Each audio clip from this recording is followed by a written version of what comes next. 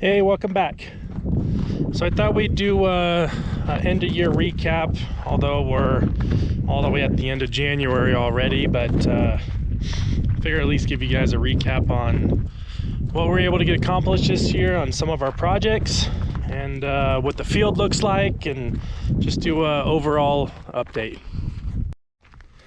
So the first thing you'll notice is we got all the railroad or all the telephone poles down from here, and we were able to rebuild this fence.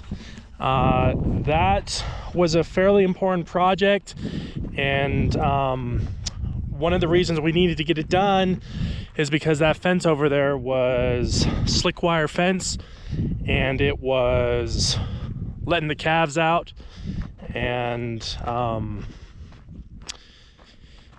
I didn't like the look of the telephone poles either, and so I'm glad that we were able to get it out. I'm just gonna walk over to this fence real quick. So this fence that we put in is a 5-wire barbed wire fence, and we put this H-brace in, and it's about as straight as you can get. So that was a pretty significant project, and we got the materials for that fence by taking down the other fence way in the other side of the corner, because we didn't need it anymore, and we were able to actually plant the corners, which leads me to my second project of we took down that other fence so we could get the corners planted, took out a bunch of other material and whatnot that was in some of the other corners over here, and we got 3 of the 4 corners planted. So you know, that's pretty good. One of the other projects that I got done is I was able to remove the riser that was here. You can still see the tire over there. There's a flood line that runs underneath it, and we removed the tires. The trucks back in over here, and then they circle all the way around, and they're just a few feet from that riser. And so since we're not flooding up there anymore, I dug it up and took it out.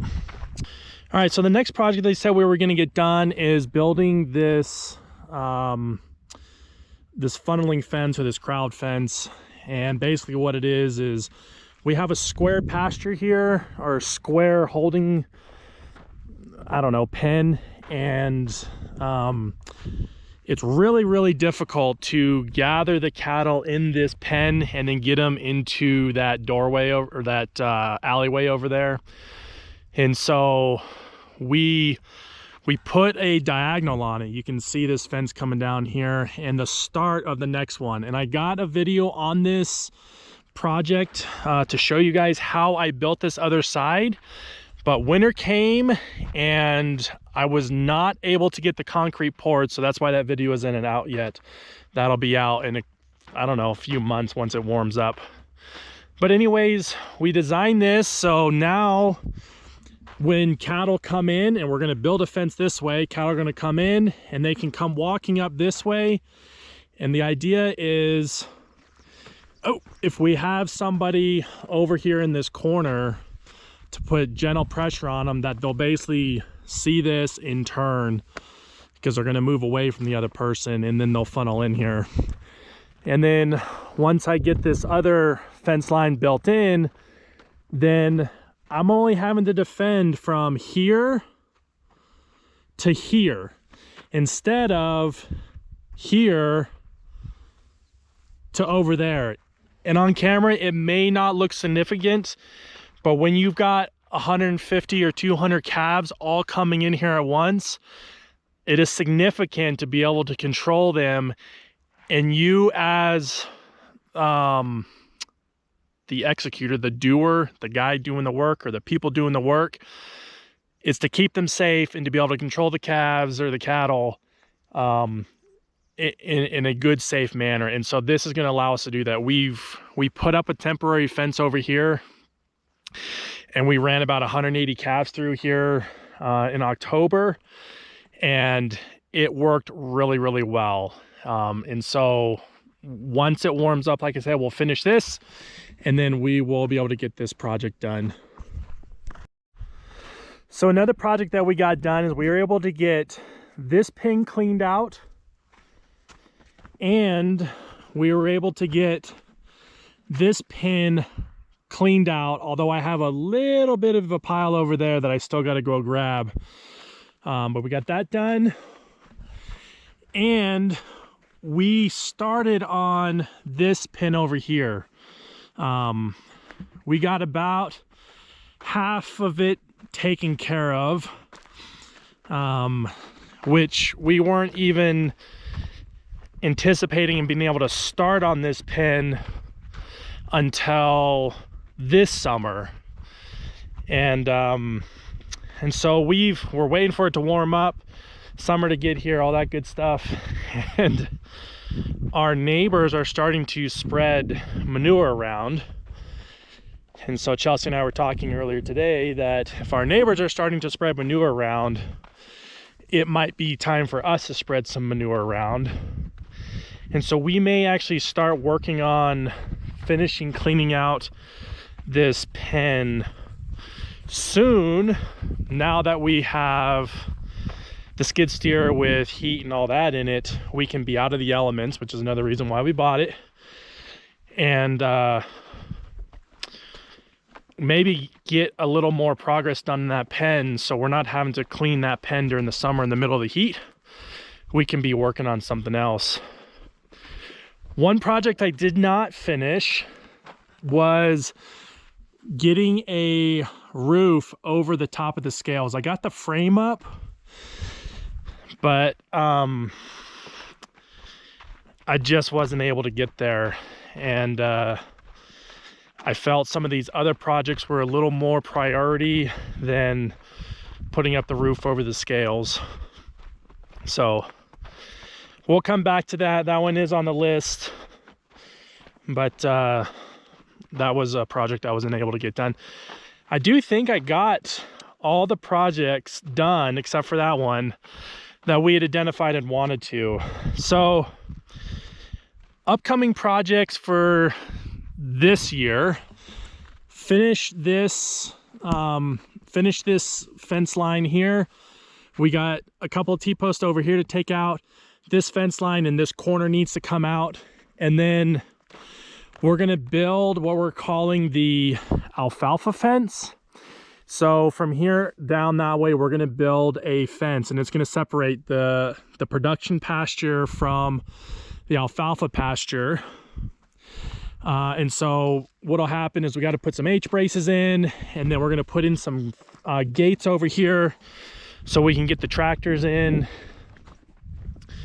get the folks over who weigh the scales, give them an entrance, all that good stuff. So anyways, yeah, the fence line's going to go down here. It's going to have a slight turn to it, and then it's going to go out that way. Also, we're going to get rid of the manure this year. That may be happening sooner than what I was anticipating, like I was just saying. Let's see. Let's go talk about the alfalfa real quick.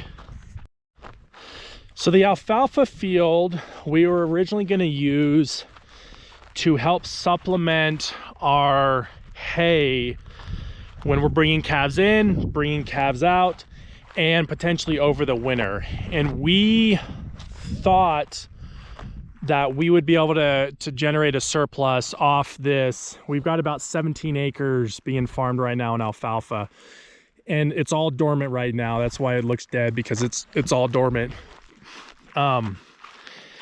So off of this field, we were able to produce 16 bales at a little over 1,000. They're about 1,100 pounds a piece.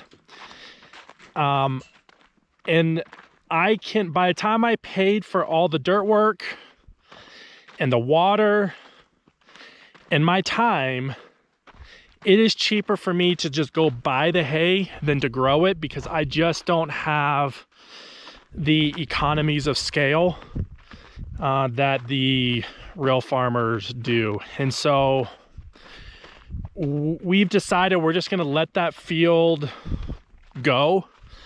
We're not going to grow alfalfa on it. And we may in the future put winter wheat over there, but we're not going to actively water it this next year. Let me pick this up. We're not going to actively water it. So that's why we're experimenting and whatnot. So yeah, you can buy hay cheaper than me trying to water and grow it. Okay, so we're out here in the main pasture.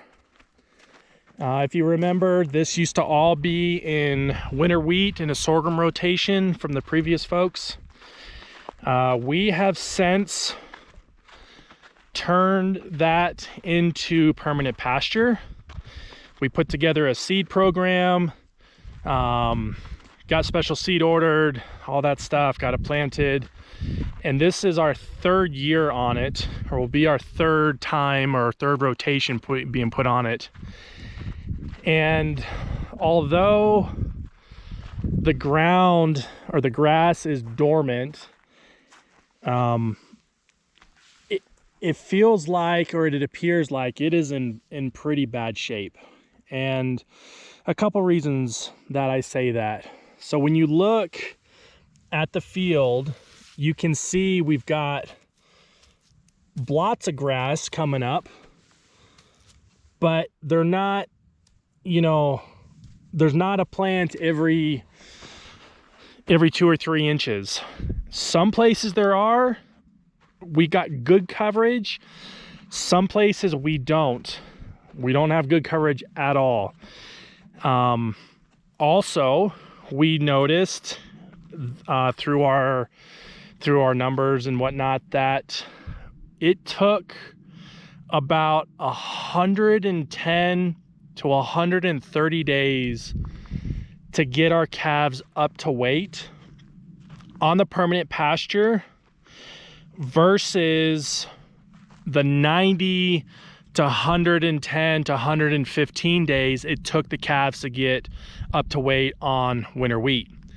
And so we are most likely going to turn this back into winter wheat.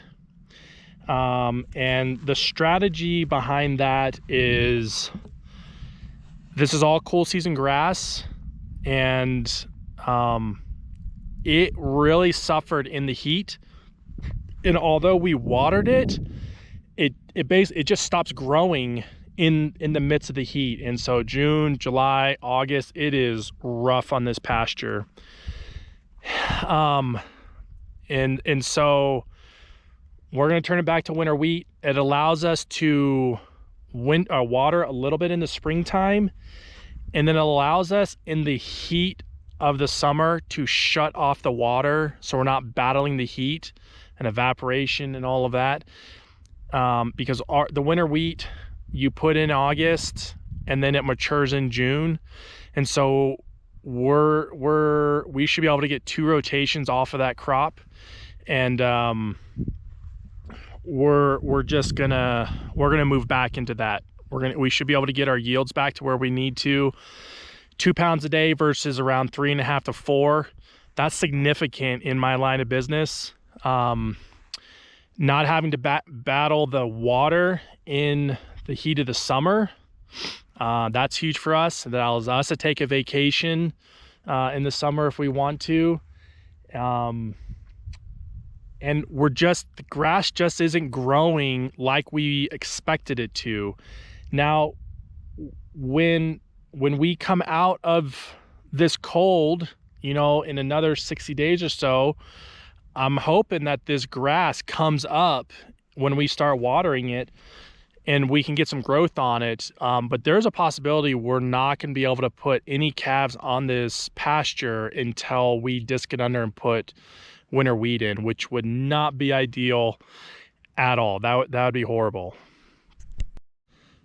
One of the other reasons for switching our rotation around is when the pivot comes through, it creates the tracks, right? It's got to go somewhere.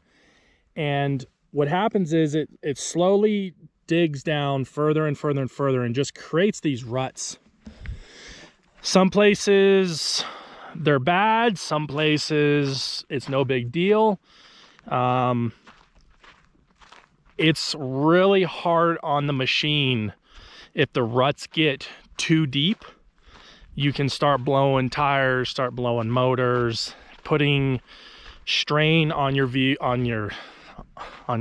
Yeah, putting strain on your equipment that's not needed. And so by us coming through and disking, it will remove the ruts and save wear and tear on our machine.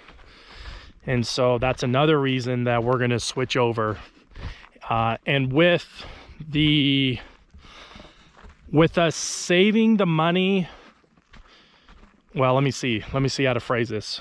With us not having to water on the alfalfa, we can take that money and put it over into the winter wheat. And so with a few extra $1,000, we can get into a winter wheat rotation and not have to, we should get a better product out of it with little more money added in. I don't know, however you would say that. It should work out better. And probably the last reason we're gonna switch over is because we are just getting overrun with gophers. And the field looks awful with the gophers in it. And they are eating the grass, as they should, because that's what gophers do. So for all those reasons, we're gonna change our crop out. And that's one of the beautiful things about our business model, is we have the flexibility to adjust as needed. All right, so we talked about putting the alfalfa fence in, finishing up the cleaning of the pens, getting the field switched over. The only other projects that I'd like to get done, which is more of an aesthetics thing, is cleaning up the pile of cleaning up the side roll pile, getting that all put away, cleaned up, organized, getting all the tires that are over there back into a pile. That way everything's nice and clean, because we've got future plans that we're thinking about disking this over here, and I need all that stuff out of the way because I want to disc it so I can put in dryland wheat and see how that does. Oh, and there's one more other project, and that is getting the supports for the side roll put in. I've got the holes dug and I've got the pipe in, but it got cold and I couldn't pour the concrete. And there'll be a video on that as well once it warms up. But other than that, oh yeah, nope, that's all I got. So other than that, I appreciate y'all watching, and hope you all have a great day.